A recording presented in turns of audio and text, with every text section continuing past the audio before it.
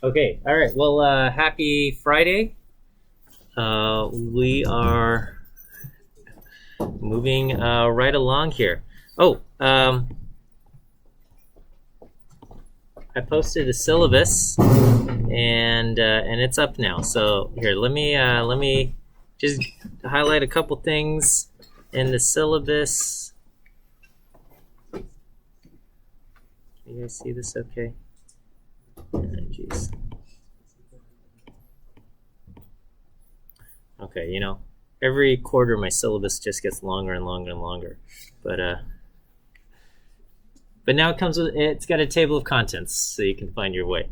Okay, so this is a tentative outline of what I'm hoping to cover in the class, but it's possible that I don't. I got to change some things up. Okay.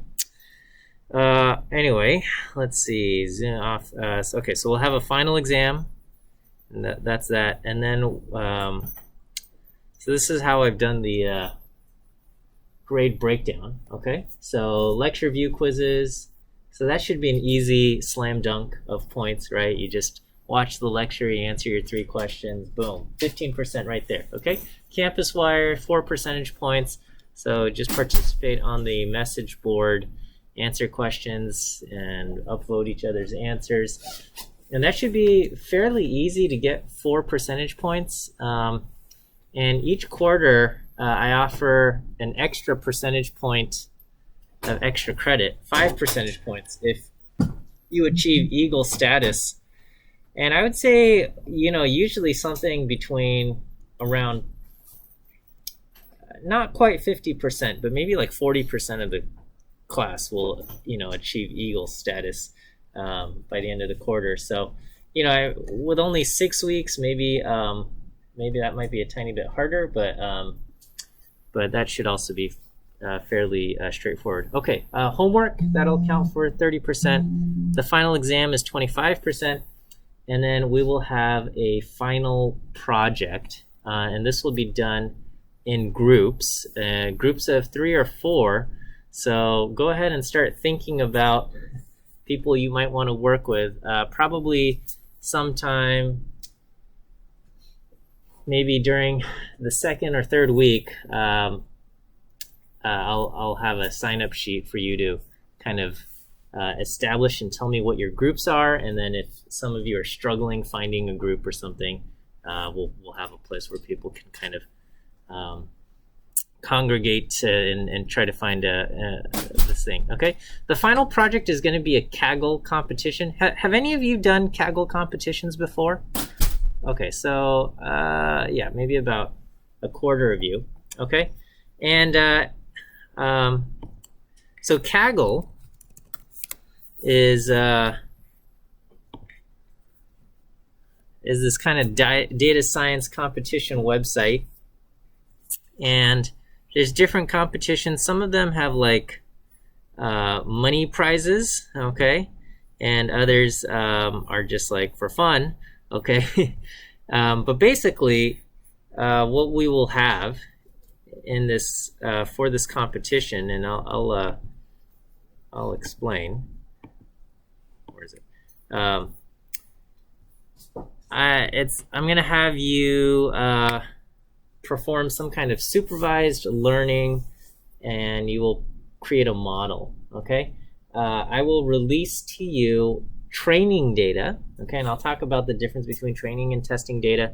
And basically, there will be training data, and there will be some test data, and you will be ranked on the test data at the end. And I was trying to figure out exactly how much to make the competition aspect worth. And I was originally going to do 10%, but I thought maybe that's a little bit too much. So I reduced it to 6%. 6 percentage points of your final grade will be based on your team's competition ranking. Okay? So, and the way it's going to work, and I'll explain this some more, is that first place will get an extra 1 full percentage point of extra credit. So the first place team will get 7% out of 6. Okay, second place team will get 100%, 6 out of 6. Okay, and then after that, there will be, you'll lose a couple points down to last place. Last place will get 0 out of the 6 percentage points. Okay, and basically, however many teams sign up will change like the size of the increments. Okay, so I think there's, based on however many students we have, I think currently we might have anywhere between 22 teams to 16 teams if we go anywhere from 3 to 4 people per team. So 22 teams to 16 teams, and so if we have a total of 22 teams, the increment between teams will be 0.3 of a point. So second place will get 6 percentage points. Third place will get 5.7 out of 6, and fourth place will get 5.4, so on down to 0 at the last place. That's if you have 22 teams, and then on the other end, if you have 16 teams, then the increment is 0.4286 between the teams, and so on and so forth. So that will get factored in as part of your grade. The other part of the final project is you'll write a written report, and I'll read that. Yeah. So for the project ranking, yeah, no matter what, somebody's going to get a 0 on the project. Yeah. That's right. Somebody's going to come in last place. Yeah. Okay. I mean, I guess it's possible. There's like a 3-way tie for like, I guess it's possible that like multiple teams came up with the exact same model and exact same predictions independently, because perhaps, a common approach is just like throw everything in there, and and if like multiple teams submit this kind of, I'm going to say low grade attempt, then you might have multiple teams kind of going in like tying for last place, but that last place, because let's say there's 22 teams and you have 4 teams tied at the bottom, I guess that's technically what, 19th place or something, 19, 20, 20, 22. All right, so then those 4 teams at the bottom won't be at 0. Yeah. Question. What if like the total spread from the highest to the lowest R-square is like very small? Like the highest team scored, let's say, an 85 R-square. Yeah. And the lowest team scored like an 83. Yeah. That's possible, right? And that's the difference between making the playoffs and not in sports, right? In sports, it's rankings. It doesn't matter if you blow out the other team by 50 points or eke by a single point at the end. When it comes down to rankings, there's top and bottom. Yeah. Is there another question? Okay. Yeah. So, I mean, yeah, you think about people who make it to the Olympics and the 100-meter dash. What's the difference between first place and last place? It's not going to be much. Okay. So that, again, I was trying to figure out how much to make the ranking portion.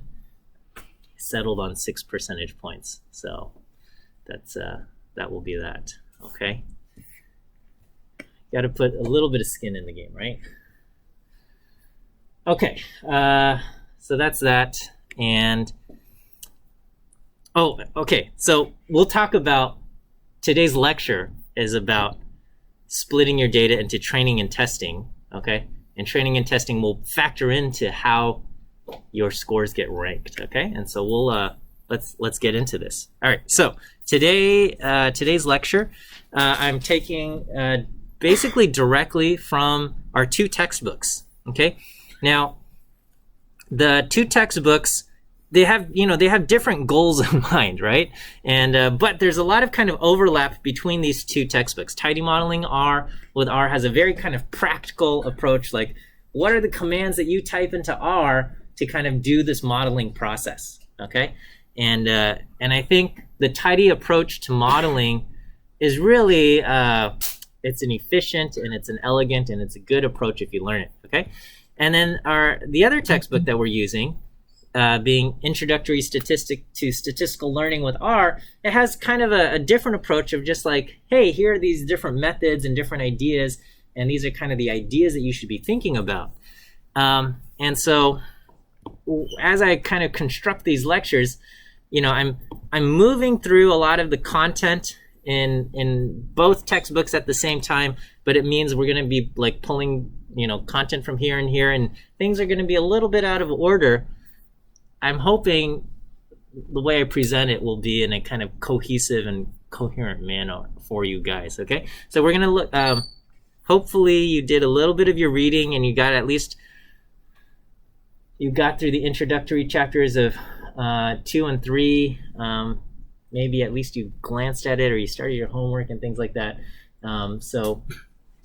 Today we're going to just kind of get into some of the modeling basics here, and we start by looking at chapter 4, which is just introducing the data set that tidy modeling with R uses. The tidy modeling with R data uses something known as the Ames housing data set. And when this data set first came out, the entire data science community, at least the instructional community, thought this was a perfect and great data set to use for teaching, statistical modeling and things like that. It's already over 10 years old now, okay? And so a lot of these numbers feel outdated and stuff. And especially, we live in California, and the data came from Iowa, and it's Ames, Iowa. Ames, Iowa is basically a small college town. There's Iowa University of Iowa, which I don't know what we call it, but it is in Ames, Iowa, and they actually have a very strong statistics department there, and the data set is this housing data set. So you look at how much the house sold for, the sale price of the house, okay? And then there's other aspects about the house, right? Like how big is the house, the square footage, and how many bedrooms does it have, and how big is the garage, what neighborhood is it in, how big is the lot size, et cetera, and then, what is the kind of the condition or the quality of the house, right? Did they just redo the floor and you have nice floors, or is it like, the walls and the walls are dirty and nasty and things like that, right? And you're probably familiar with kind of the search to some degree, as some of you had to search. Well, I don't know, if you live in campus housing, then there's no real search in there, but if you ever search for an apartment, you kind of take a tour and you go, oh yeah, this place is nice and it costs more, or this place it's ugly and but it's cheaper and things like that. And do I want to live close to campus, or do I, am I okay with like a, 20, 30 minute commute, et cetera. These are all kind of things. And in the case of finding an apartment, the kind of your target response variable would be monthly rent. Here, we're looking at sale price of the house. And again, this was like 10 years ago, so prices have changed dramatically, and especially in these last couple of years with inflation and low interest rates, housing prices are crazy high these days. But it's a nice data set for us to work with. Okay, and this is straight. You can get it into R real easy. You call library model data, and that loads it up. And that loads the packages, I guess. And then data Ames is the data set. And once you type in data Ames, it's going to show up right here in your environment. And you can see it's got 2,930 observations, 74 variables. Okay, and this is just a kind of a preliminary and cursory glance at the data. We can just say, okay, well, let's take a look at the sale price. And oftentimes, whenever money is involved, you're going to get something that's skewed right, okay? Income, housing prices, a lot of things, pretty much skewed right, in that most people buy your average, maybe from nice to low. There's kind of this range of like consumer level things, and then whatever it is, there's always some version that's extreme luxury, extremely like way more expensive, right? Most people, I don't know about, okay, well, phones are a little bit of a weird thing, but like if you buy a phone, you're going to spend somewhere between like a couple $100, maybe to like $1,000 something or something, right? The top level iPhone or something. And phones are a little bit weird in that like a lot of people end up buying like the top level phone, okay? But then you'll have like the luxury thing where they took the iPhone and then they like covered it in gold and diamonds and stuff like that, right? And sometimes you'll see it in the news headlines and it'll be like, this iPhone costs, $25,000 or something, right? And same thing, right? You can, if you go shopping for a car, I imagine most of you probably, well, I don't know what kind of backgrounds everybody's coming from, but you're probably not going to buy the Lamborghini that's like $300,000, but they exist, right?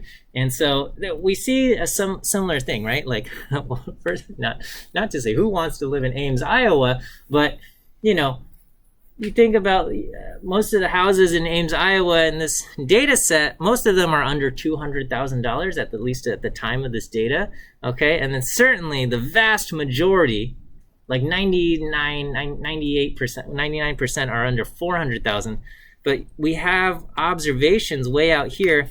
I think the max is something like 700 something thousand. It's like, 3 times more expensive than something in the, 70th percentile or something. So the difference, so you have something that's very heavily right skewed. And one thing we know is that when you fit regression models and the way we measure error, if what you're using to measure error is squared error. If squared error is something in there, right? Mean squared error, root mean squared error, whatever it is, if something in there is saying we're doing squared error, what does that mean? Squared error says, I hate outliers. We punish big errors a lot more than little ones, okay? And so having something that's very right skewed or even left skewed, having this really skewed data type of thing, but especially right skewed data, will mean that your model, if you're using squared error, which is a very common metric and often the recommended choice, is going to go out of its way to try to accommodate the 1 or 2 outliers way out here, okay? And so you're faced with the choice. Do I just throw away these ones that are extreme? Or what our textbook is going to do and what we will do to kind of follow along with the textbook is we transform the data, okay? We're going to transform the data. We're going to do a log transform. In this case, it'll be a base 10 log, but switching it to natural log would have the same effect, just change the numbers up, okay? But we're going to change it to a base 10 log, and that's going to reduce the kind of skew that we see, okay? So we're going to get our prices looking kind of like this, okay? And it's not symmetric. It's not exactly symmetric. We kind of have still a heavier thing, but it's much less skewed than over here, okay? And so that's what we will do, and so moving forward, we're going to be dealing with this, and this is to avoid again the issue of trying to accommodate these extreme outliers. Yeah, question. Yeah, what about using weights in our model? Yeah, that's another approach. There's certainly weights is kind of like the light version of removing an observation, right? So basically, if you say, hey, I'm going to throw away these outliers, that you're basically saying weight equals 0, okay? And then if you say, okay, well, you pick a number between 0 and 1 as far as the weight goes, and you're doing something like that, right? Weighting things just requires a little bit more of manual intervention, where you have to kind of come up with some kind of scheme on how to appropriately weight these outliers, right? Do you weight the extreme outlier even less than the one that's only kind of a medium outlier, or what do you do? And there's a lot of kind of decisions there, and all of statistical modeling comes down to like, how did you handle these unusual situations, right? How do and that's really what our personalities come down to, right? For most normal day-to-day situations, people have very similar responses, and it's just like, what do you do in the face of this moral conflict? How do you decide, and what do you do in the face of this kind of things at these edges? And that's really what's going to come down to this thing. So again, lots of choices on how to deal with these extreme values and extreme outliers and things like that. Our textbook, I think, chose this log approach as kind of a simple, doesn't require a whole lot of manual intervention, just kind of, it's a straightforward approach that we can kind of explain and justify and keep moving forward. Whereas certainly these other approaches are valid, but maybe requires a little bit more explanation, a little bit more justification. You know, certainly people could start asking, hey, why did you choose this weight and not this weight? And why did you choose that scheme for weighting? This is just kind of like, okay, well, let's just do this. Let's go with it. Not to get super tied up. Okay. And so for the, I think the rest of the textbook, it says this is what it's going to do. It's going to take aims. It's going to transform sale price into the log base 10. And this is going to be kind of a permanent transformation. And so do we feel comfortable reading this line of code? This is straight from dplyr. We're just mutating, which just says make a new variable. Here we're replacing sale price, that variable sale price, with log base 10 of sale price. Okay, and then once we're taking that and we're storing it back into aims, so we're just kind of replacing that. And this is what we're using for the rest of our analysis. Okay, so now that we've kind of introduced the data set and we've done this variable transformation, so our outliers aren't as extreme, we're going to create our initial split of data. Okay, and we call this, the textbook calls this spending our data, but we're going to kind of create a training set and a testing set. And the idea is when you are creating a model, there's a bunch of things you have to do, right? One is you've got to kind of, like if you say I'm going to fit a linear model, you got to estimate the parameters, or you know, you got some other kind of model. There's often some kind of parameter estimation involved, unless you're using a non-parametric model, and then you're doing something entirely different. But basically, you're trying to figure out how to make our predictions based on the inputs. Okay, and you'll also have competing models, right? Someone says, hey, let's try a linear model, right? That's simple. We understand that. Someone says, oh, let's do a random forest. Someone says, oh, I want to try this. I don't know, network-based thing, and I want to try a generalized linear model or an additive model or things like that. There's different things, and how do you say which one do we want? Or even among the linear models, you're going to have competing models. This one says, hey, let's keep this interaction effect in. This one says, hey, let's throw away this one variable and use this other variable, right? Let's keep both bedrooms and bathrooms in to predict the thing. And someone says, you know what? We don't care about bathrooms. Really, it's just down to bedrooms. I don't know. And so that's how that's all part of model selection. And then even if you've selected the model, again, there's some kind of tuning that gets involved. And so we haven't really gotten into it, but we have these kind of hyperparameters. So let's say you were to fit a model with like lasso or ridge regression, and we'll get into that. But they have these tuning parameters, like these lambda or gamma tuning parameters, and how do you know what's the appropriate number to use? Okay, it's kind of like this dial that you can kind of crank up, right? And as you kind of turn the knob, it's going to affect what your parameters are. Okay, and then finally, you want to assess the model performance, right? And a lot of these things, you don't want to use the same data over and over and over again, because if you use the same data for all of these steps, you're going to end up overfitting your particular set of data, and you might minimize the error. And we saw this in Wednesday's lecture, where we could try to fit like the highly flexible model that overfits the data, but then when we try to use it on new data that we haven't seen, it has poor performance, right? So we want to split this. And so the most basic split is to first separate your data into a training data and training set and a test set, okay? And so, you might, generally the training set is bigger than the test set. So common split is something like an 80-20 split. But, people could go, as low as a 50-50 split. That's, I would say, less common.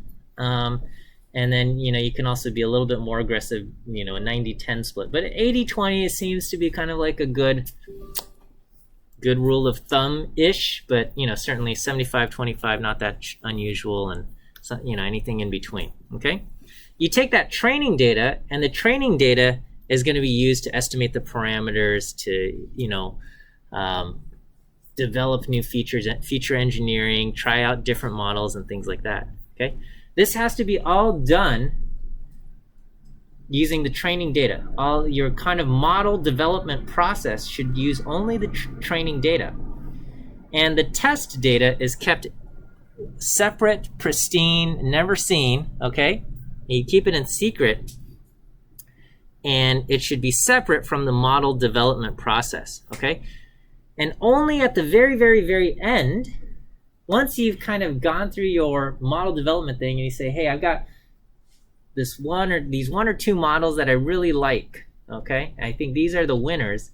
Then you take them and you run them on the test data, okay? The test data says, okay, here are your questions and what are the answers, right? It's kind of like taking the final exam, right? And they say, okay, here's the input data. What is your prediction? And the test set, yes, it goes, yes, you got that right, or you're way off, or something like that, okay? And we measure the model performance based on these things, okay? It's the final competition.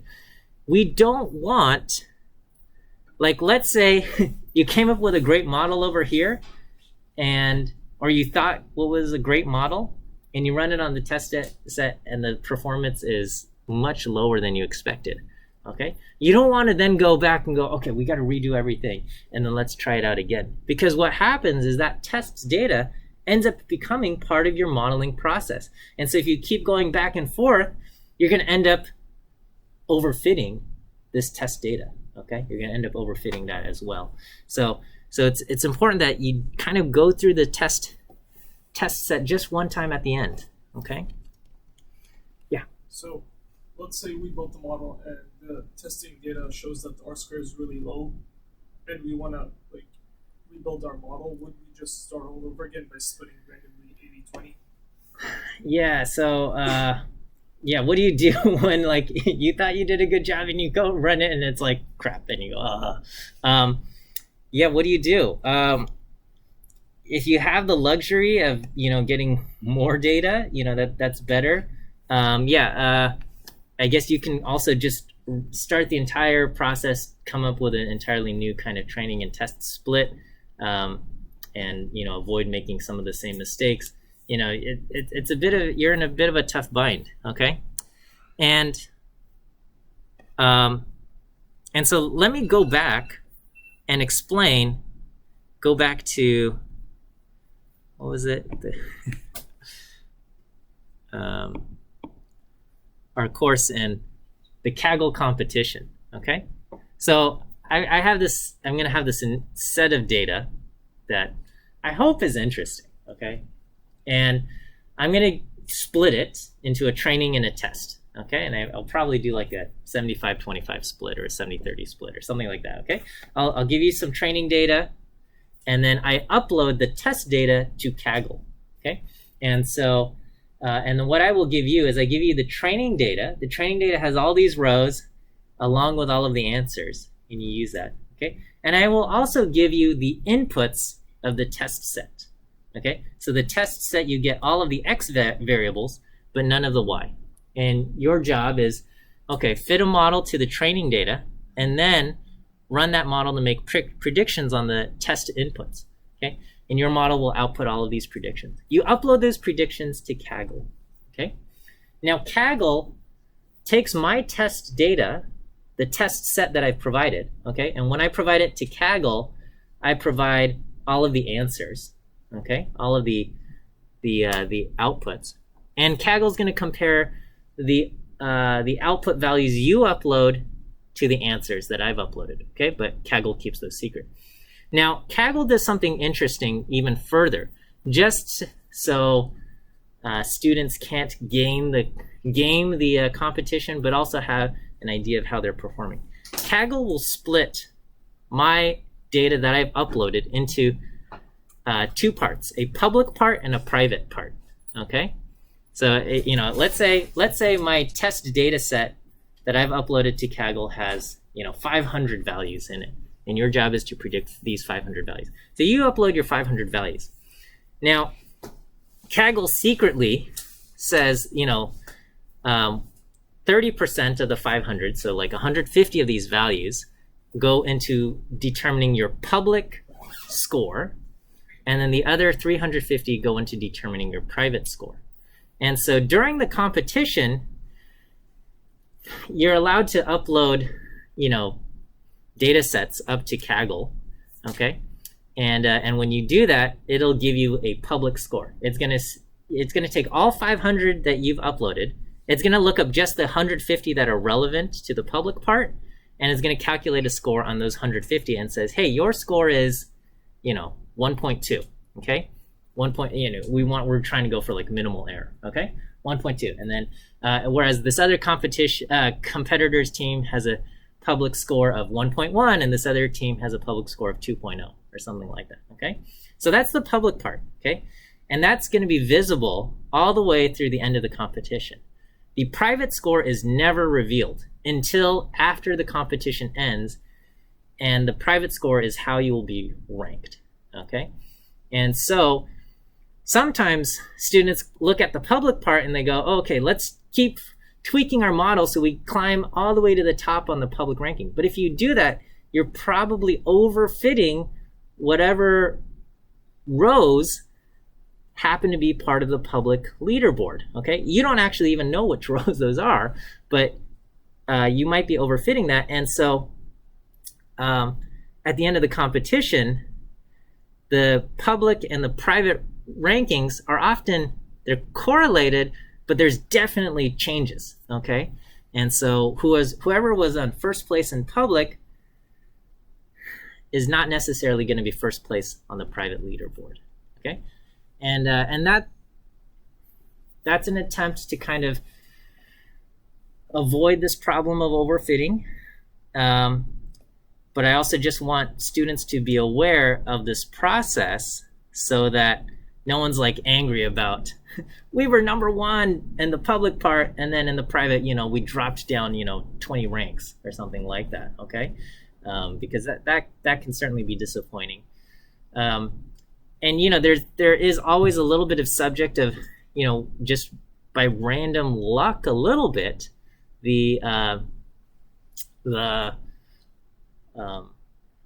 which of your predictions happen to be good in the private data set and stuff like that, or the private set, okay? But again, with any kind of competition,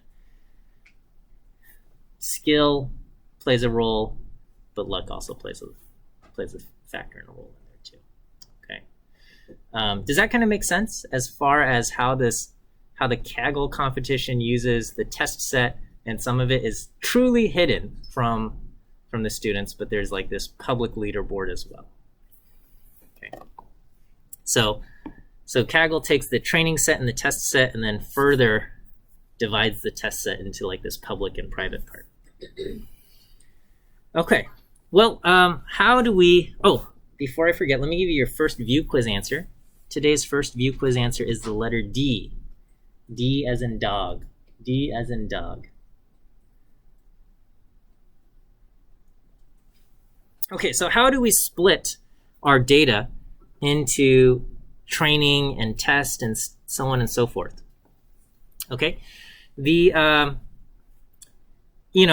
without tidy models, you'd probably do something like, create a vector of length n. So if we have 2,930 rows, you'd create a vector from 1 through 2,930, and then you'd ask R to do a sample, and you'd say sample, 80% of 2930, so around 2,344. You'd say randomly sample 2,344 of these values, and you'll set those aside as the indexes for the training, and then you'd set the other ones as the indexes for the test set.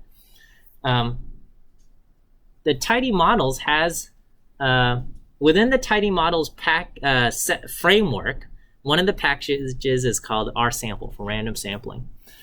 And there's a function in there called initial split. Okay, so again, for any kind of reproducibility, you want to set a seed.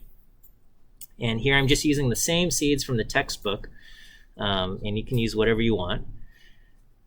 And so you just take the data set. Here our full data set Ames has 2,930 rows, and we just call initial split Ames. Okay, initial split Ames, and we get and we specify the proportion in which to split. Our proportion, we say, is 80%. So this says we want 80% in the training set and the remaining to be in the test set.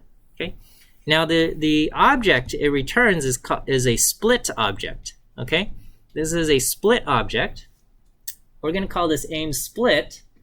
And when you ask for Ames split, it just kind of produces this slightly cryptic output. So let me just kind of show you right here.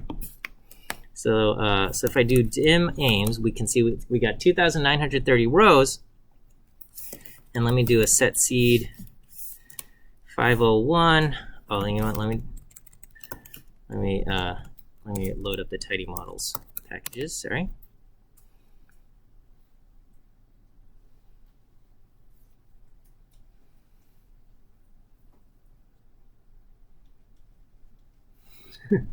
Okay, there we go.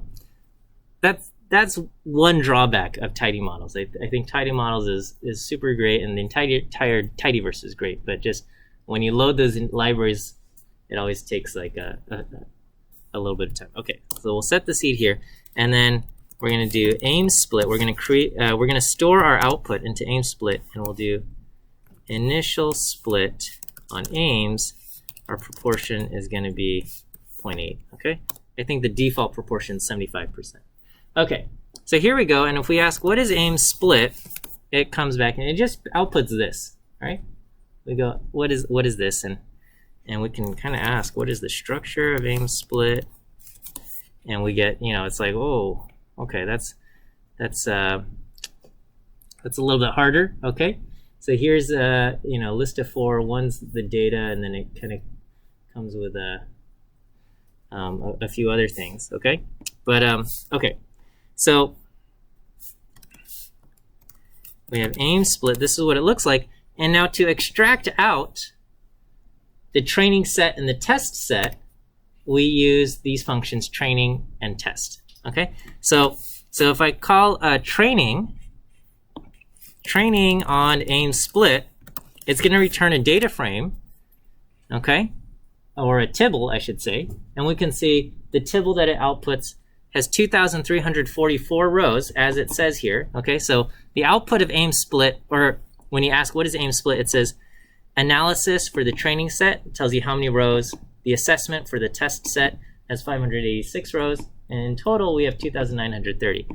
And so if you ask training on Ames split, it returns the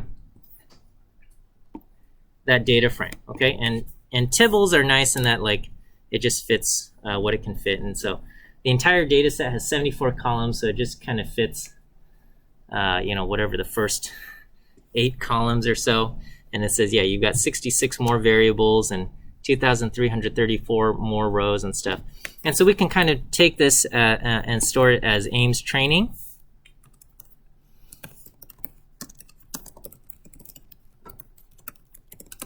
Okay, and then we can also take the test set, and we'll call Ames test, and we'll call testing on Ames split. And again, when we call Ames test, we can see, oh yeah, it's the other rows, the other 586 rows, 74 columns. Okay, so it feels like a little bit funny. You got to call 3 functions: initial split to create the split object, and then you call training on the split object and testing on the split object. Okay, and we can do that, and we can see, okay, so this is the result of that. I'm just quoting the text directly, and here we're going to talk about the difference between simple random sampling and other kind of considerations to take. And so when you call initial split, it's going to perform simple random sampling. It's going to go through all 2,930 rows and just randomly select 80% or 2,344 rows to be part of the thing. One thing that we might want to do is we might want to do stratified sampling. And this is going to be especially important if you're doing like a classification problem and you have an imbalance. Okay? So if you're doing some kind of thing and the balance between the your categories is something close to 50-50, okay? Then when you do random sampling, probably by random chance you're going to get something close to 50-50. Maybe not exactly that, 48, 40, 52, something, whatever, okay? But on the other hand, let's say, I think a common data set, I don't know about common, but like a popular data set is something on like credit worthiness, okay? There's a lot of data sets out there on like try to make predictions on loans and credit worthiness, and it's like, here, this is the loan information, this is how much money we gave to somebody, and we ask for them to pay it back, and we want to try to predict who is at risk or who's going to default, right? Who is not going to pay their money back, right? Every month we send them a bill and say your minimum payment is $75, and who's not going to pay that, okay? And what you find is that by and large, most people who borrow money pay it back, and the people who default on a loan is a very small proportion, less than a couple percentage points, okay? And so if you do random sampling, by random sampling, you might just accidentally select too many people or not enough people who defaulted into your training set, okay? And so, in your training set, you could end up with 3%, like maybe the true rate is 2% of people default, okay? And in your training set, you might get 3%. And you go, oh, 3%, that's not a huge deal. But it kind of is, because the test set might be down to like only 1% defaulting. And so your predictions are going to be thrown off, right? And you're thinking, if your training set says 3% are defaulting, you're going to be predicting a lot higher, a lot more people likely to default or things like that. So, one thing is you do stratified sampling. Okay, stratified sampling says, okay, in the full data set, 2% of people default on their loan, and therefore, when we create our training set, we want to make sure 2% default. And when we create our test set, we want to make sure 2% in the test set default, and things like that. And that's what stratified sampling goes. Similarly, you can do something similar for regression problems. And, the thing, you say, well, how do I stratify for numeric variables, right? Because if we were to stratify on height, one person's height might be like, if we have, precise measurements or something, or on weight or something, right? Somebody could weigh 145.6 pounds and someone else could weigh 145.7 pounds and things like that. And how do we stratify on that? Okay, well, stratifying for numeric values basically creates 4 strata, right? It's going to create like the bottom quartile, the second quartile, first quartile is 0 to 25th percentile, 25th to 50th percentile, 50th to 75th percentile, and so on and so forth. And it's going to say, okay, in our training set, we're going to make sure that 1/4 of our data comes from this chunk, and 1/4 comes from this chunk, and 1/4 comes from this chunk, and 1/4 comes from this chunk. And the same thing with the test set. So the test set is going to kind of, when you stratify on a numeric variable, it's going to create quartiles, and it's going to select from each quartile and make sure that, your training data has the appropriate kind of quartiles represented. And that way, your training and test set will have similar distributions, okay? And that's a risk. One risk that you run into, and this is not necessarily your fault, okay, is that for some job you're given training data and you create a model on your training data. Now, if the test data or if the real world data doesn't look like your training data, you can't expect it to perform well, right? So if your training data, if all the data coming in that we use to train says this is the pattern that we're seeing, as X goes up, Y is also going up, and that might be the case in the training data. But let's say things change, right? Like there's a major economic shift or something happens, and now the real world doesn't reflect that. Okay, well your model's just not going to be good anymore, right? And that's going to be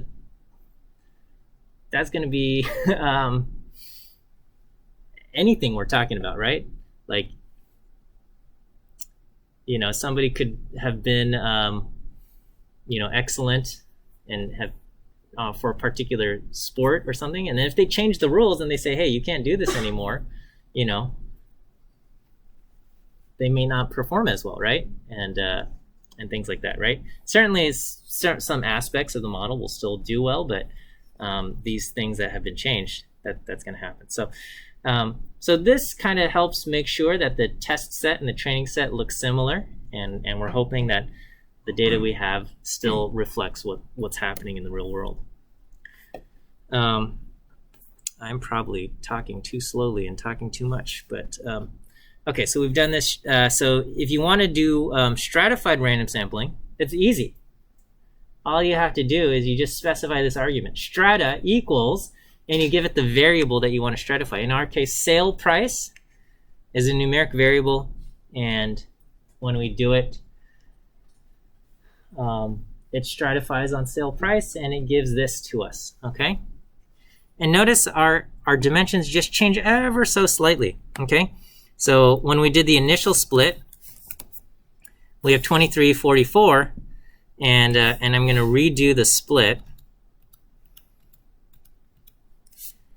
I'm going to do initial split, and I'm going to say strata equals sale price.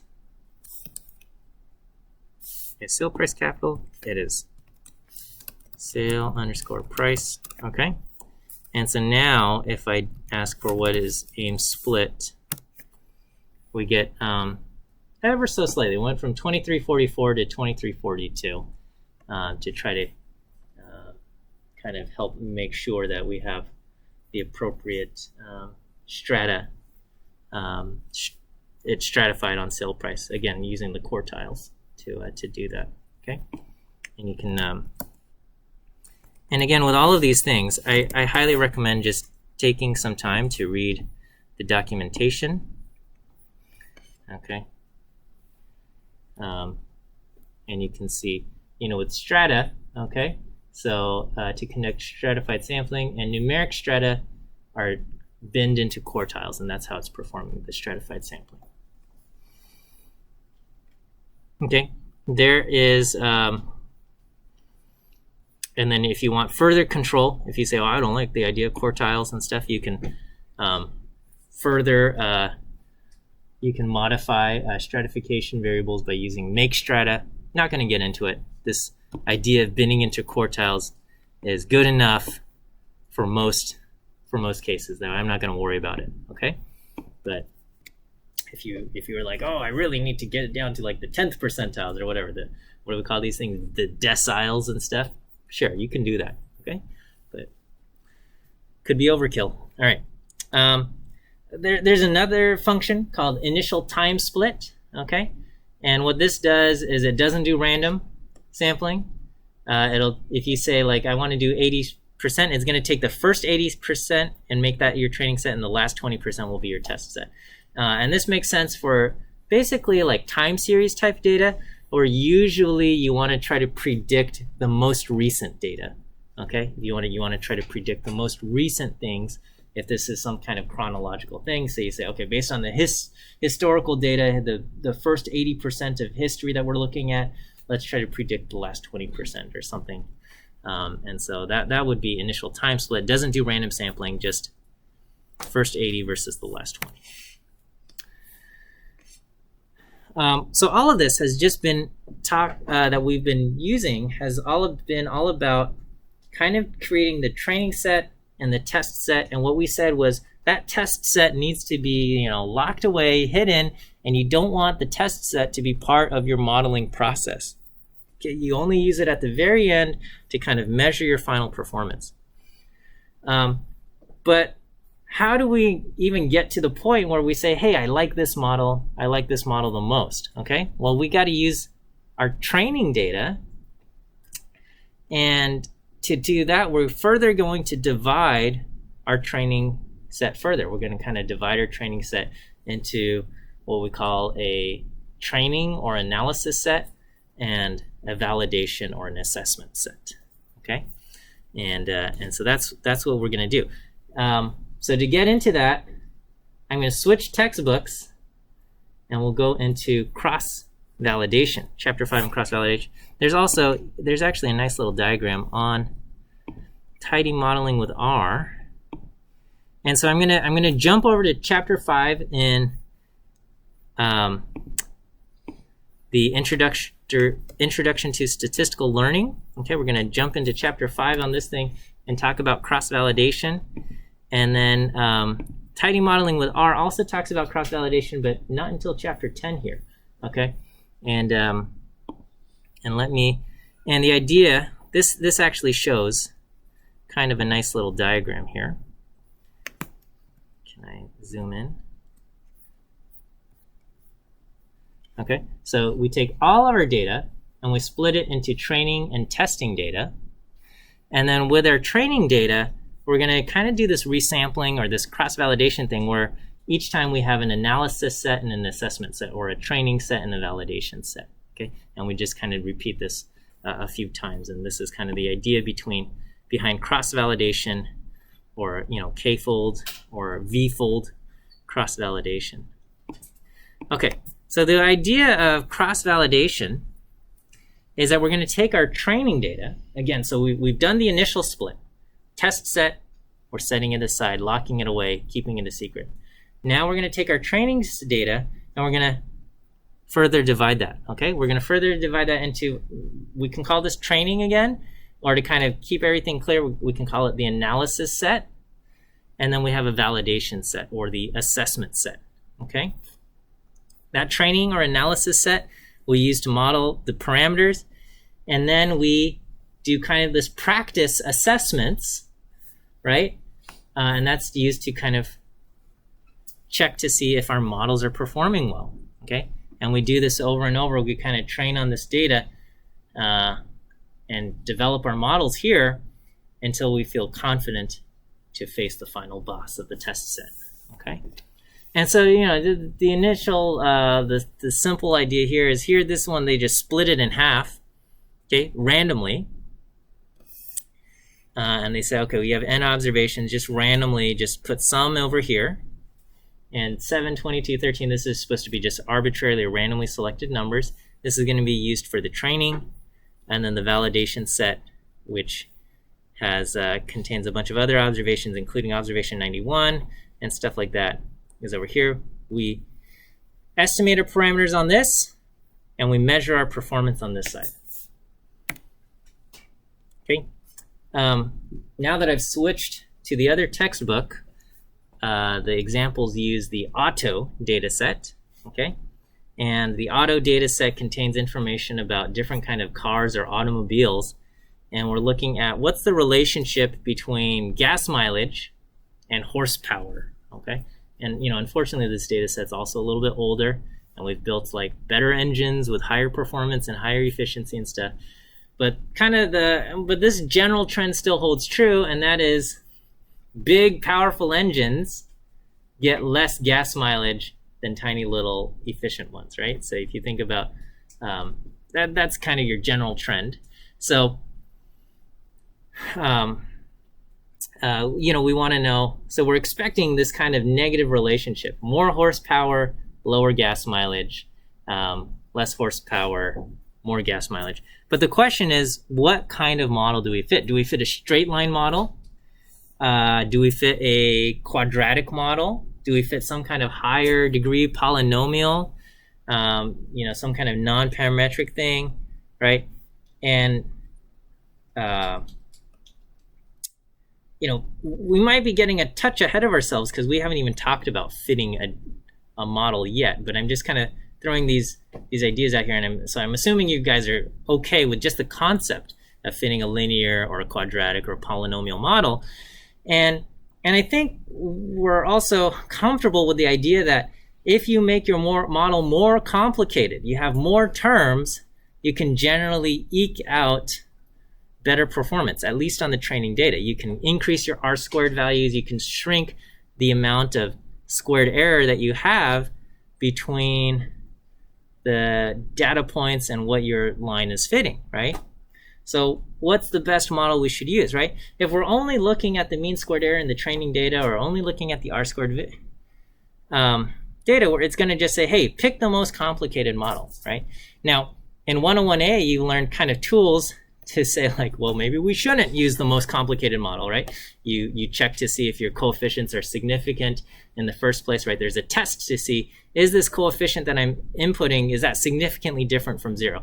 And that's a good way to kind of decide, right? You can also use ANOVA to compare one model to another model to say, hey, should I include these additional things, right? So you're using the ANOVA uses the F-test there. And then you have these other things, right? The AIC and the BIC as ways to kind of penalize models that have more terms or more complexity, right? As a way to kind of just avoid this, right? Because I think early on we try to drill it into you that better R-squared isn't necessarily the best answer, right? Good R-squared is something desirable, but just looking at that and looking at that only is going to get you some kind of weirdly gamed thing, right? Just kind of like I don't know. Okay, I don't want to attack anybody here, but like, if you're driven only by GPA, right? If you say GPA is the most important thing in my life, you're going to have a weird looking life in that, like, everything you're going to be doing is going to be kind of geared around this, right? And I don't know what your high school thing looked like, but this was definitely the thing when I went to high school, whereas like if you took like AP classes, you got like 5 points, but then if you took like, I don't know, what was it, like driver's ed or something, it was only worth like 4 points. And if you were like obsessed with your GPA, you would say, well, I'm not going to take driver's ed at high school, because if I get an A at driver's ed in high school, I'm going to get a 4.0, and that's going to average in and bring down my 5.0 GPA. And so therefore I'm going to take like driver's ed privately and get credit for it. Is that a thing, or am I just making this up? Okay. But anyway, like you have these weird decisions driven by like, this is the thing that's most important. And so anyway, R-squared is it's like a weird thing. It's not the most important thing, and your GPA is also not the most important thing. You should have a good, happy life, and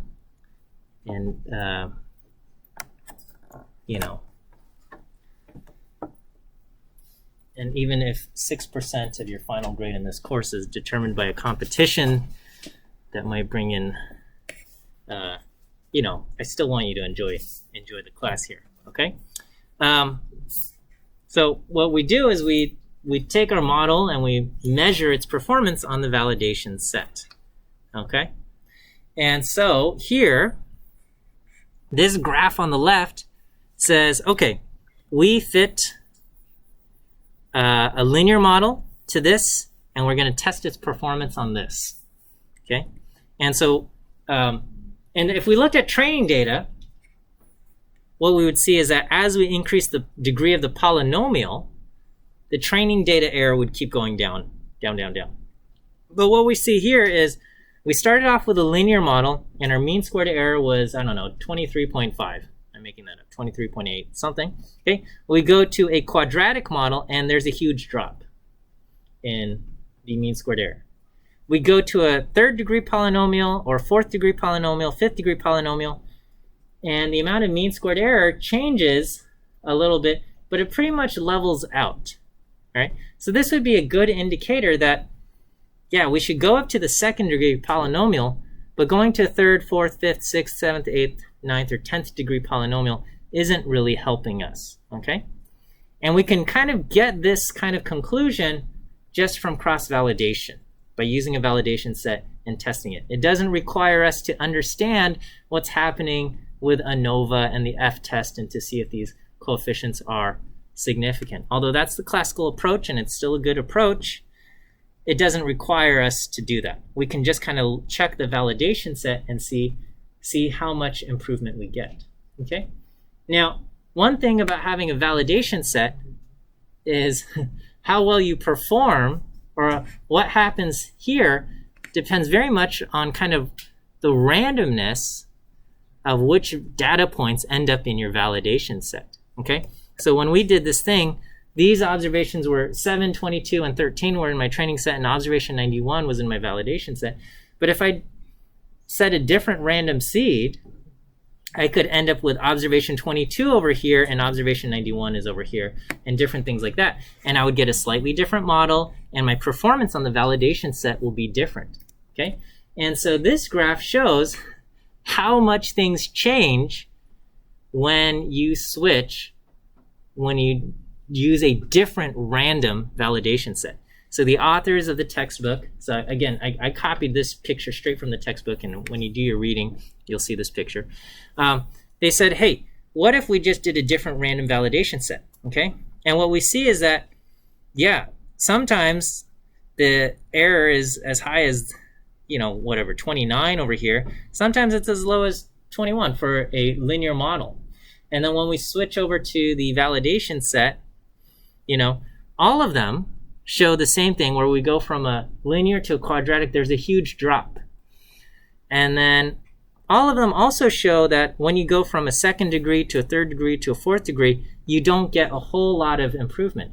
In some cases, though, it goes from 2 and it goes up. In some cases, you know, the difference between a second degree and a fourth degree polynomial actually gets lower.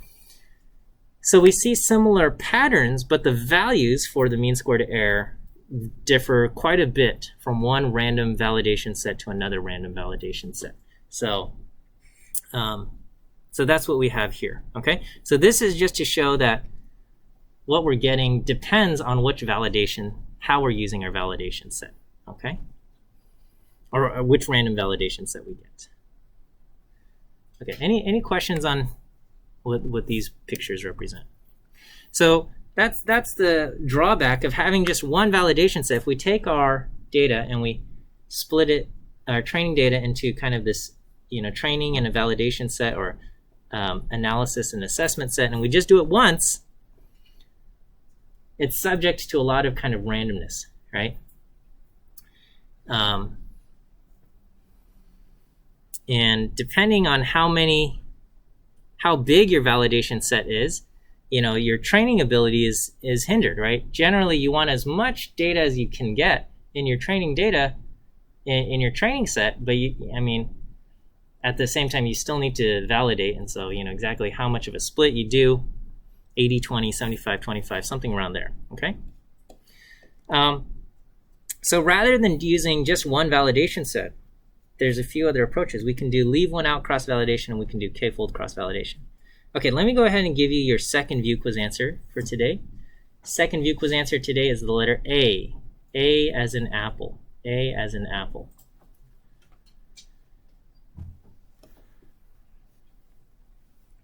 Okay, so leave one out cross-validation says we're going to take our entire training set and we're going to just take one observation, and that will be my validation set. Okay, we're going to take one observation out. Everything else will be used for training. And we just have one observation as my validation set. and I'm going to do this n times. So if I have 2,342 observations in my from the initial split, if I have 2,342, I'm going to do this 2,342 times. Each time I run it, one observation will be in my validation set. I fit the model to 2,341 other values, and I say, okay, now predict this one value. And we say, okay, how much error was there? And we do it again. And so this is kind of the diagram. The first run, observation 1 is my validation set. I train on everything else. Second run, this observation 2 is in my validation set. I train on everything else. Third run is observation 3. I train on everything else. I keep doing this until finally the one validation set is the last observation. So we have to run this a whole bunch of times. We're going to calculate our mean squared error between the actual value for observation 1 and our predicted value for observation 1, and then the actual value for observation 2 and the predicted value for observation 2, and we do this n times. And finally, we kind of take the average of all of these things, okay? The advantage of this is when you do your training, you're using almost the entire training data, which is quite nice. And so you're not going to kind of overestimate your test error. And another thing is that there's no randomness in leave one out cross-validation, right? Every observation gets to be in the validation set. And so if somebody did leave one out cross-validation and somebody else did leave one out cross-validation on the same data set, they're going to come down, get the exact same results both times because there's no randomness involved. Everyone takes a turn, okay? Now, the disadvantage is it's computationally very expensive.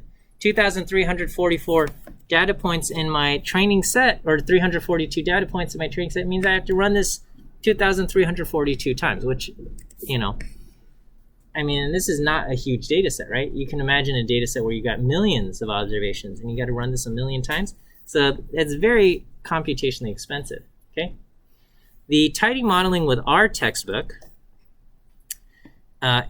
further disparages leave one out cross-validation and basically says you shouldn't use this, okay? In that it says it's deficient compared to almost any other method, okay?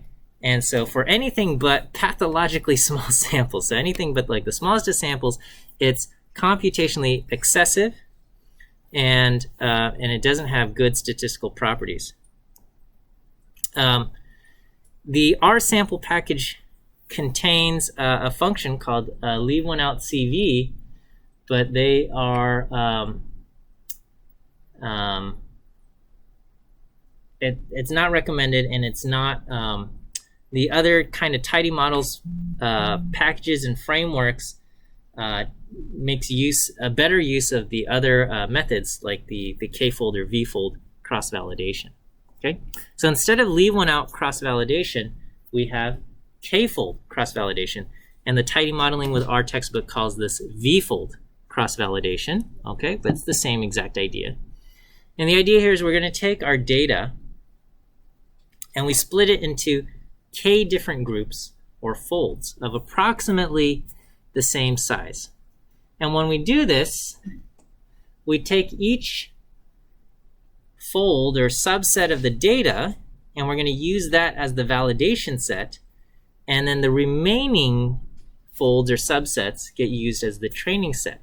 Okay, we compute the mean squared error for each of these validation sets and we repeat this over all of the folds, and we take kind of the average of these mean squared errors. Oftentimes we use K equal to 5 or 10, but there's no rule. You can have K equal to 3 or 4 or 7, whatever you want. And to quote tidy modeling with R, you know, what are the effects of changing your V? How many folds you have, okay? So larger values of V. So keep in mind, if you make V, the number of folds you have, equal to the number of observations N, you get leave one out cross-validation, okay? And on the other hand, if you have V equal to 1, then there's no cross-validation at all, okay? So V equal to 2 is you're doing a 50-50 split and so on and so forth. So large values result in resampling estimates with small bias, so that's one of the advantages of leave one out cross-validation, is that you're not going to overestimate your mean squared error, but quite a bit of variance, okay? Whereas on the other hand, you know, with the bias variance trade-off, smaller values of B have larger bias but less variance, okay? And so kind of a happy medium, something often recommended is something around tenfold cross-validation. And I would say numbers between 5 and 10 are probably your most popular choices. But yeah, you could do something a little bit more. But yeah. So this is kind of a picture of what, say, 5-fold cross-validation might look like, okay? So here we've randomly shuffled the data. And so we have observation 11, 76, 5, something, something, something. The last observation here is 47. And we're going to take 1/5 of the data, and this is going to be our validation set. And we train, or we do our analysis on the remaining 80% here, okay? And then in the second run, we take the next 20% of data. And again, this is randomly shuffled around, right? So it's randomly shuffled around. So this is some random selection of 20%, and we use the other 80% for our analysis, and we validate on this. And we repeat this 5 different times, okay? So this is kind of our diagram of 5-fold cross-validation. This has a diagram here, and this is they're doing 3-fold cross-validation. They take our 30 observations and they color them into green, yellow, and blue. So they just randomly kind of created 3 chunks, and during each fold, during fold 1, we use the green values as the validation set, and we use the white and blue, or yellow and blue, as to fit the model. And then the next fold, we use blue and green, and we evaluate on yellow. And then the third fold, we use yellow and green and evaluate on blue. So these are all kind of similar diagrams illustrating how k-fold cross-validation works. This is 3-fold cross-validation. This is kind of the idea of 5-fold cross-validation. And again, this diagram is nice in that it shows kind of, we randomly select which ones are in yellow, blue, and green, or into each of these different folds. And it might not be as clear here. The numbers, these arbitrary numbers, are supposed to illustrate that here, but that's the idea, okay? And so when you do this, what do we see, okay? Well, when we did leave one out cross-validation, we see the same pattern of going from a linear model to a quadratic model. There's a huge drop, and then there's not much change as we go to 3rd, 4th, 5th degree polynomials, and so on and so forth. With 10-fold cross-validation, we see a very similar pattern. There's actually 10 lines stacked on top of each other, and we don't see kind of this craziness that we had back here. They're all kind of well behaved in that they stack very nicely on top of each other. There's a little bit of variance between these things, but what we see is that, yeah, this is also showing the same thing. Huge drop going from a linear to a quadratic, not much improvement as we increase this. And what we're seeing is that we're kind of getting, this is doing 9 different runs of 10-fold cross-validation, okay? So we did 10-fold cross-validation one time, and that's one of these lines. We did 10-fold cross-validation another time, and we got something like this. And we can see that even though I've repeated the 10-fold cross-validation multiple times, we're getting almost identical results. Yes, it is subject to randomness, right? Because when we think about which ones end up in the the green fold or the blue fold or the yellow fold, it is subject to randomness. And so the actual values, when we calculate our performance and we average these together, we do get a little bit of variation. But if you see how much variation is there, there's not a whole lot, okay? Not a ton of variation. So this 10-fold cross-validation kind of does gives a lot of the performance that we like. Okay, leave one out cross-validation is just a special case of k-fold cross-validation where it's k equal to n, and k-fold cross-validation or v-fold cross-validation is preferred, okay? we can use cross-validation to estimate a couple things. One is we can use it to estimate the mean squared error of the test data, right? So again, we don't, remember, the initial split is we split to training and we have test data, right? And we're leaving our test data untouched. And we kind of want to say, okay, well, how good is our model going to perform over here, right? And then we switch over to the test set and we measure this, right? So if we want to try to guess what score am I going to get on the test data, cross-validation can be used to kind of estimate that. We're going to find that the estimation may not be as great as we want, okay? But maybe more importantly, not just getting the actual value for the MSE of the test data, is we want to figure out what set of parameters do we use to minimize the mean squared error of the test data? What set of parameters do we use to get the best performance when we're going to do the mean squared error of the test data, all right? So that's what we can do, okay? And so the truth is you've got your training data, and if your training data doesn't look exactly like your test data, whatever estimates you get over here aren't necessarily going to match what you get, your scores on the test data, okay? So it's kind of tricky. We don't know exactly how much mean squared error there's going to be in the test data because we don't know the exact model that runs in the population. We can do simulations, and we can kind of see like what happens in simulations where we do know the answers, okay? And so we're going to revisit the graphs that we saw on Wednesday. Okay, so on Wednesday, remember we had like these pictures. Okay, so we're going to talk about this, right? And so we saw these on Wednesday, and we're going to say, okay, well, here we weren't changing the degree of the polynomial, but we said, okay, let's change how smooth our spline is. Okay, and we haven't even talked about how smoothing a spline works and stuff like that, but there's kind of this idea of you can have a more flexible spline, you can have a less flexible spline, and we want to see, okay, what's the appropriate level of flexibility? Okay, and so this line shows kind of the performance on the training data in gray, and the red is our performance on the test data. Okay, so the red curve shows the of the true test mean squared error and the relationship to flexibility. Normally this line is unknown to us, but we know it because this is simulated data where we are in control of everything and we know the answers. Okay, so we know the answers because we've simulated, or I should say the authors of the textbook have simulated the data. Okay, and what we see in the gray line is the mean squared error that we get when we run it on the training data. Okay, and so increasing the flexibility always kind of decreases the mean squared error in the training data, but we get the U shape when we are dealing with the test data because once we get kind of past this point, we're overfitting the training data, and so it actually works against us when we do the test data. Okay, same idea here.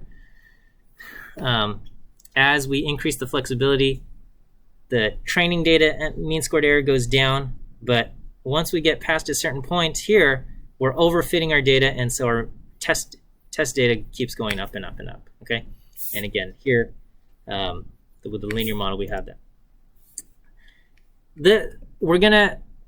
The next plot you see is we're gonna take basically the red lines, which is the test data mean squared error.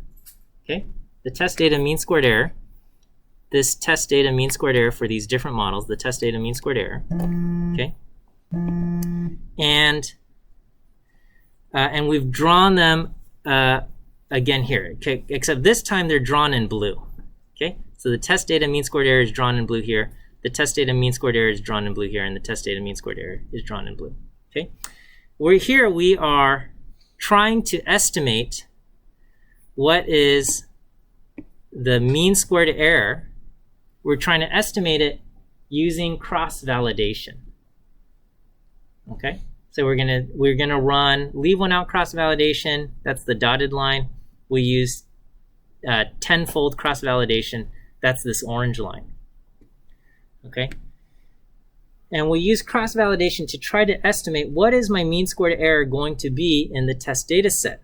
Okay, and what we see is that, well, when you do leave one out cross validation and tenfold cross validation, the answers, they agree with each other, which makes sense because we're using the training data here, right? So the leave one out cross validation, the tenfold cross validation, they end up agreeing with each other. Okay, and what we see is there is a little bit of a mismatch between the true test data and our estimated mean squared errors based on the training data. Okay, the blue line and the orange line, or the blue line and the dotted lines, don't exactly match up. Okay, they are similar in shape, but not exactly the same. Here they're very similar. All right, and so what does that tell us? Okay, that tells us that usually when you're using cross-validation to estimate your mean squared error of the test data set, you can't expect the number that it produces. You know, here it says we're going to get 0.7 or something. To necessarily be the same as the true value that shows up in blue. Okay, but one thing that is kind of hopeful for us is that when we use cross-validation, it says the model flexibility that gives us the best performance is a value of around, I don't know, 7, 8, I don't know, something around here using this. And the model that gives us the best performance on the test data is a little bit lower at 5. Okay, so it gets us in the ballpark or in a pretty good spot for guessing where the best performance is. Okay, similarly for the next model, we see the location of where the best set of parameters is not too far off from what the true best set of parameters is for the test data. Okay, again, not exactly the same, but the idea being that even though you've never seen this test data, okay, by using cross-validation to help you pick your best model, okay, you can expect to get in a pretty good spot that's going to perform well on the test data. Okay, if you're trying to use this to estimate your exact mean squared error on the test data, you can't expect it to be that great. Okay, but helping you pick the best model, it should get you in the right ballpark. And certainly there's going to be some tweaks and maybe some changes, and maybe it's better to be a little bit more conservative on the flexibility or whatnot. There's a few things that can be done, right? But it should get you in the ballpark as far as what the best set of parameters is that you'll want to use. Okay, and I think that's what this page says. It says the previous graph showed that the estimated amount of test mean squared errors not always produce accurate results, but the location of the minimum test MSE is estimated pretty well. And if the goal is figuring out how flexible we should make our model, this does a decent job. Okay, let's go back to using tidy models to do this. Okay, so there are tools in base R. There's cv.glm and so on and so forth that can be used for cross-validation. But again, if we're using the tidy models package, this does a nice job. Okay, so you take, again, remember our initial split, we split our data, original Ames data, into the training set and the test set. Now we're going to take our training set and we're going to divide this into assessment and analysis sets, or training and validation sets. So we're going to take the Ames training data and we're going to do v-fold cross-validation. Here again, I set a seed, and so I'm going to do set seed, do v-fold cross-validation on the training data, and I'm going to say I want 10 folds. And if I say, okay, well, what does the result look like? It says, okay, I've done 10-fold cross-validation, and it gives me fold 1, fold 2, fold 3, fold 4, fold 5, up through fold 10. And remember the original data set, after we split it into training and test, we have 2,342 observations in our training data, right? So if I do 10-fold cross-validation here, how much is going to end up in each fold? Okay, we're going to have 234, right? We're going to have 234, and well, and then we'll have 2 left over. So 2 of our folds will have 235, and then the other 8 will have 234, and that's exactly what we see here. Okay, we see it split where we have 235 in the assessment set and 2107 in the analysis set, and that happens for 2 of the folds, and then the other 8 folds have 234. And so we can see, you know, all 2,342 observations will get a chance to be in the assessment set, and then, you know, the other, and they'll also have, 9 opportunities to be in the analysis set. So that's what we get, okay? So you do v-fold cross-validation, and it sets up, it creates this this fold object, this cross-validation object, that we then use to kind of do our training and assessing, okay? And so you can kind of, so you can see there's 2 columns here. It's like a weird thing, right? You get these split objects. Okay, so we can take aims underscore folds $ splits, and it's going to give us this thing. And so we get this list, aims fold splits. Now we get these splits. Okay, 2107, 235 for a total of 2342. 2107, 235, 2342. 2108, 234, 2342. Okay, so this is what we have when we do that splits. And if you want to kind of take a look at one of these things, you can just say, okay, let's just look at aims underscore folds $ split double square bracket 1, right? Because this is now a list, and we're doing list subsetting, which requires double square bracket. Okay, so this is a split object, an R-split object. And what do? We are going to extract out, kind of like we did training and testing. We can put it into the function analysis and assessment. So we can do aims fold splits, pipe that into analysis, or I could have just an analysis wrapped around aims fold splits double square bracket 1. Okay, and this will give me the data frame, or the tibble, with 2,107 rows, 74 columns. And if I do the same thing, but instead of using analysis, I use assessment, then it gives me the data frame with the 235 rows that goes into the assessment. Okay, so we can access all of these things directly. So if you want to kind of dig in and see these things. Now, this is great and this is nice, but it's actually unnecessary. So this is the beauty of tidy models, is that they give you a bunch of these tools where you don't actually, I mean, for better or worse, right? If you know what you're doing, it's great. If you have no idea what you're doing, you know, maybe it's not great, in that, like, you never have to really get your hands super dirty in terms of, like, oh, now I have to look at this actual data set and I have to, you know, figure out this column and I have to compare all of this stuff. You don't actually have to do that. You just, there are functions, okay, in the package tune that allows us to work with these different folds without actually having to look at the data sets directly, right? Because the old, not the old, I mean, old being like right before tidy models, which has only been around for a few years. You know, the prior to this, if you wanted to do cross-validation, you know, there was a little bit more involved. You'd probably have to build some for loops where you'd, you know, split up your data, and you'd say for each kind of chunk of data, you know, do this and run it on this. And if you took 102B with me, I made you do that in your homework assignment, where I said, you know, split your data into these things. And or I think I made you do it in your homework. I don't know, maybe not. Maybe I'm thinking of a different assignment. but anyway, you know, a lot of kind of for loops and working through that. Well, now we've got these beautiful packages that lets us do it, right?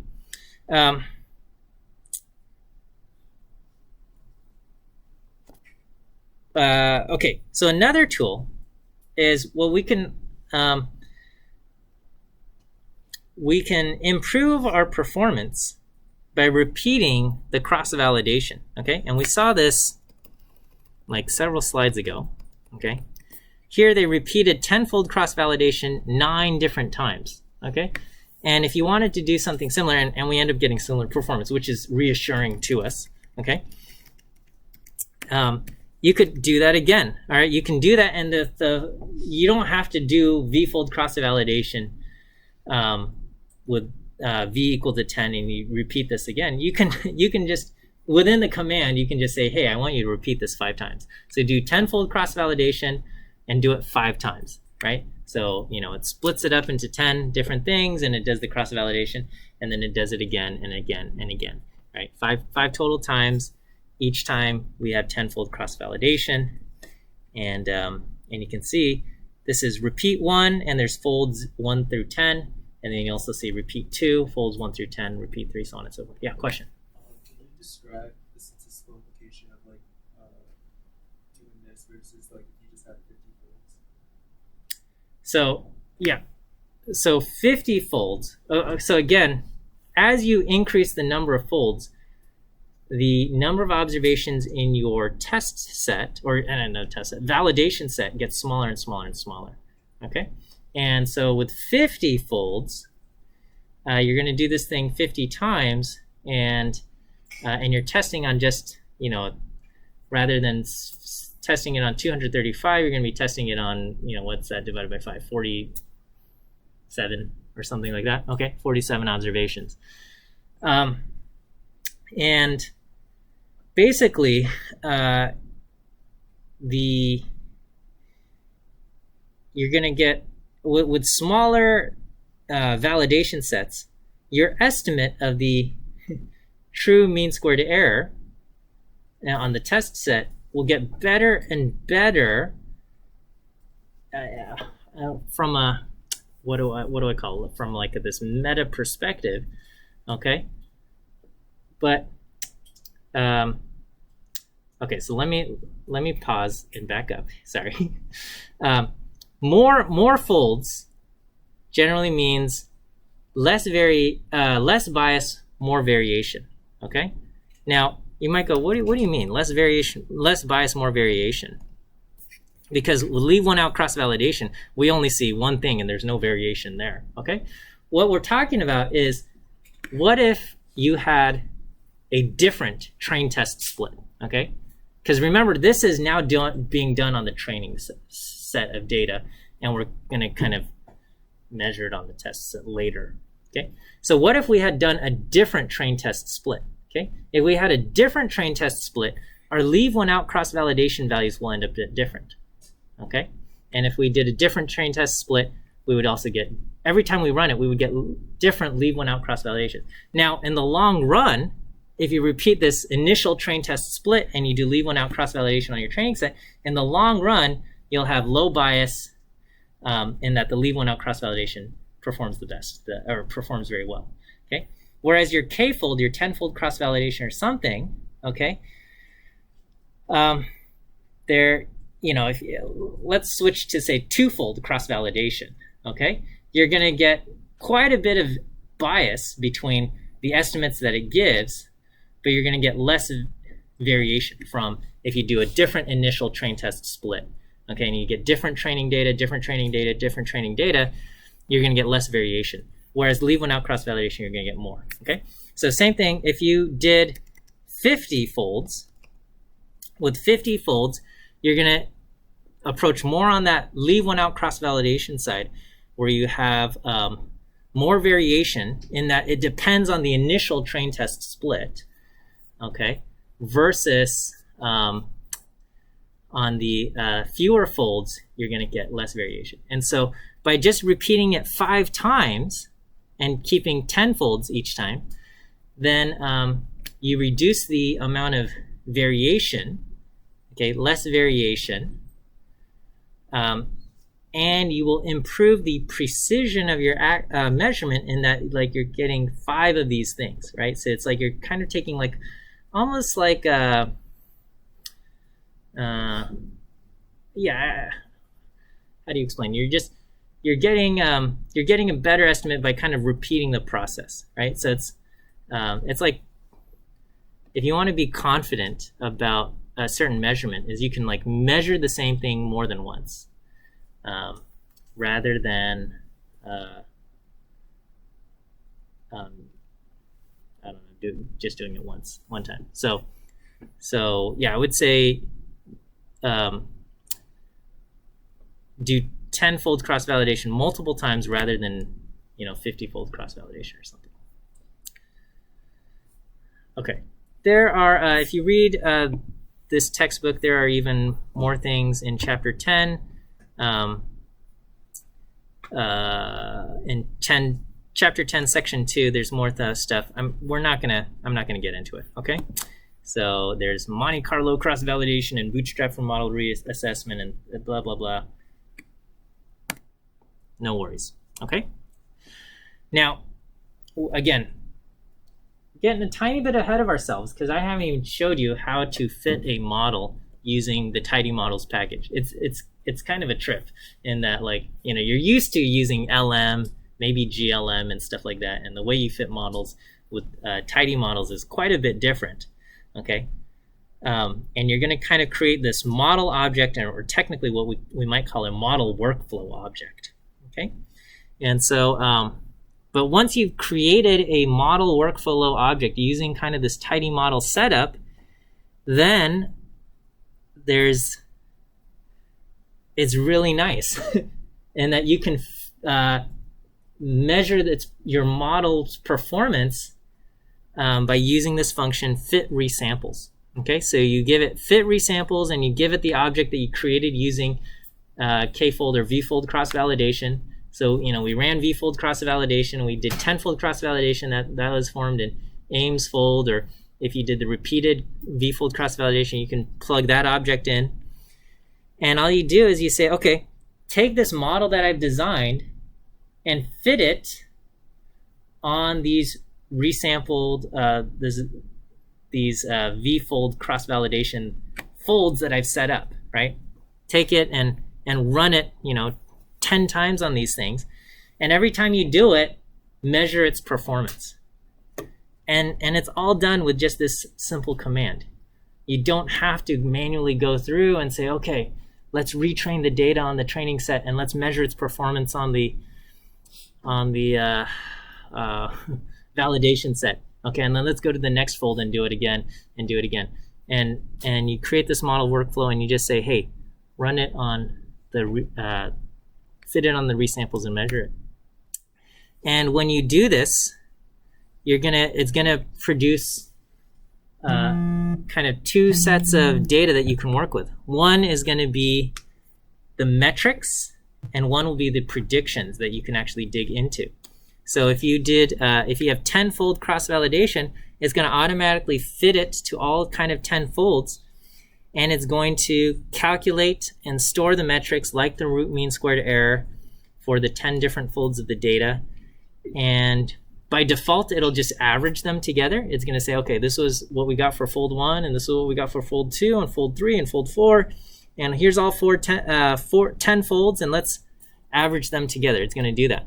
And if you don't want it to average together, you can specify and say, I want to keep all individual things like that. And so you do that, and you can get those values by calling collect metrics. And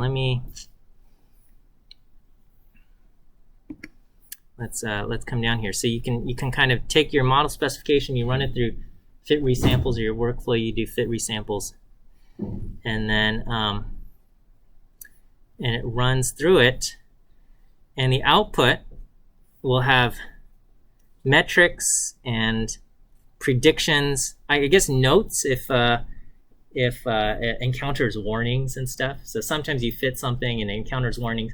And so because it's kind of this automated process, it keeps track of everything for you, right? Because you know, if you're doing it manually and you encounter a warning, you go, oh, that's good to know, okay? In this case, we didn't encounter a warning, so it doesn't have anything for us. But if it did encounter warnings, it stores it for you, which is nice, right? Like you can go through and review your notes and you go, oh, these are the warnings we encountered, okay? But so if you ask, what are the metrics that it got?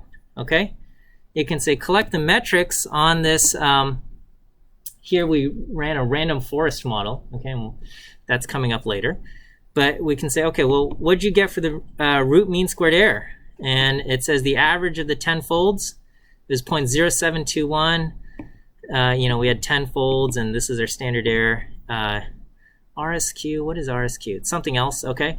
And what's the average of those 10 folds? Something like that, okay?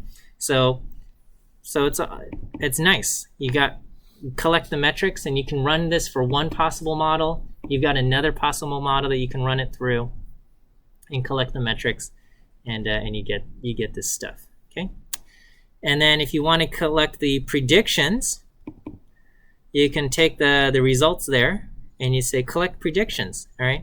And then if you look at the predictions, it says, okay, well, we had 2,352, and the first, when we ran it the first time,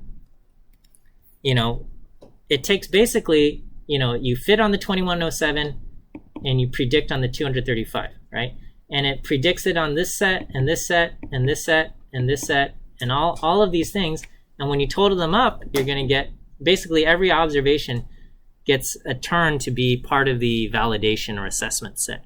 And it's going to take all of those predictions and gather them together. So it has all 2,342 predictions that it's made. And you can compare the difference between the prediction it made and the actual sale price.